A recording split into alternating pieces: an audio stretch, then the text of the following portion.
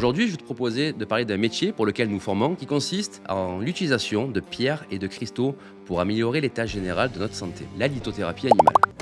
Ce type de vidéo sur tout ce qui est pratique énergétique est généralement le moment préféré des personnes qui sont réfractaires à ce genre de prestations pour se défouler en commentaire. Faut vous faire plaisir, faut vous lâcher. Je suis Adam, formateur chez Snapdog Academy et cofondateur de l'organisme de formation. Aujourd'hui, on constate que de nombreux humains qui ont des animaux se dirigent vers des pratiques plus énergétiques et naturelles. Bien évidemment, à aucun moment, ces pratiques ne doivent se substituer à de la médecine vétérinaire traditionnelle et donc au vétérinaire. Mais ça peut être un complément très intéressant puisqu'on va agir sur un plan totalement différent, non pas physique, mais énergétique. L'idée générale est que les corps humains et ceux des animaux sont constitués de différents chakras. Les pierres vont avoir un impact directement sur ces chakras qui, eux, vont avoir un impact sur la santé générale de l'animal ou de l'humain d'un point de vue, encore une fois, énergétique. Que tu sois professionnel animalier ou tout simplement intéressé par la lithothérapie, dans cette vidéo, je vais te citer 5 bienfaits de la lithothérapie sur nos animaux. Bienfait numéro 1, la réduction du stress et de l'anxiété. Dans notre monde moderne, les animaux sont comme nous, exposés de plus en plus à un stress quotidien. Alors, pourquoi ne pas compléter différentes approches que tu peux avoir avec ton animal avec de la lithothérapie ?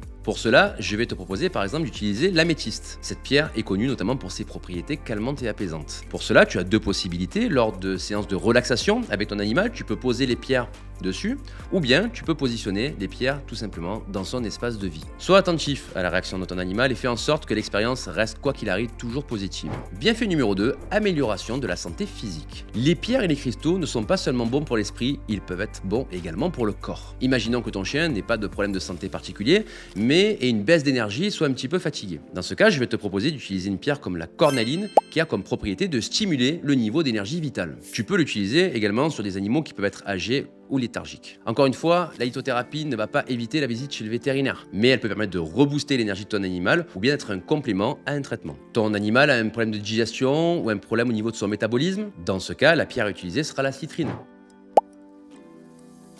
Bienfait numéro 3, l'équilibre émotionnel. Les animaux sont comme nous, à un moment de leur vie, ils peuvent avoir un désordre, un déséquilibre au niveau émotionnel. Et ça, peut-être que tu le sais, tu as été confronté à cela, ça peut affecter le bien-être général. On peut aider les animaux grâce à la vibration et aux énergies dégagées avec les pierres et les cristaux dans ce cas de figure aussi. On va utiliser une pierre qui est associée à la douceur et à l'apaisement, qui est la pierre de lune. On l'utilise généralement pour des animaux qui peuvent être nerveux ou anxieux. C'est intéressant aussi pour un animal qui a vécu un traumatisme. Pour cela, il va avoir besoin de retrouver de la confiance et de l'estime en soi. Pour ce faire, on peut utiliser des pierres comme le quartz rose. Elle est symbole d'amour et de réconfort et elle peut aider ton animal à retrouver la confiance. On conseille souvent d'utiliser d'ailleurs le quartz rose pour des personnes qui vont adopter un animal dans un refuge. Il arrive parfois malheureusement que ces animaux aient été maltraités ou abandonnés dans des situations assez désastreuses. Et bien dans ce cas, le quartz rose peut aider à un rééquilibrage émotionnel. Bienfait numéro 4, le renforcement du lien entre l'animal et son humain. La relation que nous partageons avec nos animaux est précieuse. Sache que la lithothérapie peut avoir un rôle clé dans cet approfondissement. Dans ce cas, on peut utiliser deux pierres. Encore une fois, le quartz rose, qui est très souvent utilisé en lithothérapie, tu pourras le constater, mais également l'aventurine verte. Elles vont permettre de renforcer le sentiment de sécurité et d'attachement entre l'humain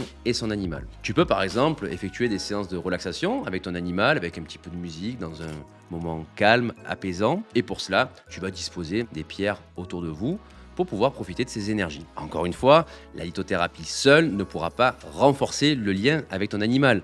Pour cela, il va falloir jouer avec lui, partager des moments, se promener, participer à des séances d'éducation par exemple. Mais pourquoi pas le faire accompagné d'un bracelet avec du quartz rose ou encore une fois de l'aventurine verte. 5e et dernier bienfait. La lithothérapie animale peut améliorer le soutien dans le cas de convalescence suite à une maladie ou à une blessure, ou bien dans des cas de changement simple comme un déménagement. Ton animal peut se retrouver un petit peu déstabilisé, voire stressé. En même temps, toi aussi. Et bien encore une fois, on peut utiliser l'énergie et le pouvoir des pierres et des cristaux pour améliorer cette situation. Dans ce cas de figure, on pourra utiliser une pierre qui a des propriétés apaisantes et relaxantes, comme l'aventurine. Tu pourras en disposer par exemple autour de son couchage pour que lorsqu'il va se reposer ou bien dormir, il puisse bénéficier des énergies bénéfiques de cette pierre. Comme tu as pu le voir dans cette vidéo, certaines pierres peuvent être utilisées pour différents objectifs. Une pierre va donc pouvoir agir avec différents bienfaits, ce qui est intéressant dans le cas de problèmes multiples chez un animal. Si tu souhaites des conseils sur des approches traditionnelles ou sur des approches un petit peu différentes, plus énergétiques, pense à t'abonner à cette chaîne. Tu recevras régulièrement